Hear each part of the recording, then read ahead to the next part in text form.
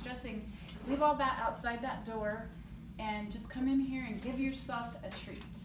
And so I don't know, Julie probably talks to you about self-care, and you may have heard that before. This is self-care, and we want to give you opportunities, if you don't take them for yourself, to experience that, because you deserve it. You work really hard, and you're here at school trying to, make your dreams come true and make your goals happen for yourself. So now it's time to give back to yourself a little bit. And so one of the ways I like to give back to myself, and that helps me combat my stress, is to work with plants.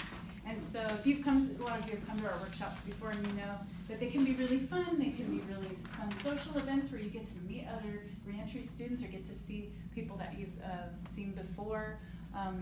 But also just working with plants and anything to do with nature just can be very nourishing to our souls.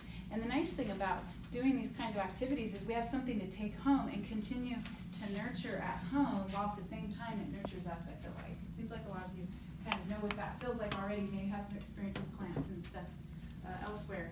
And so I like to use succulents in particular, which are the plants that you see in the middle of your tables, because they're very easy to care for.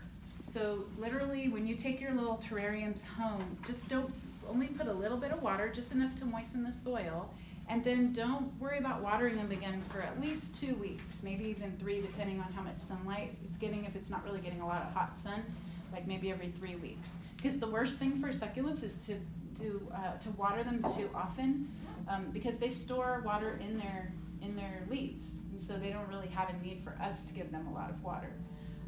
And so today what we're going to do is it's kind of like a little art project, and these are all your paints, and here is your canvas.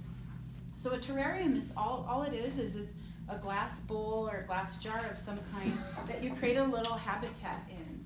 And so the main ingredient of your habitat, if you don't want to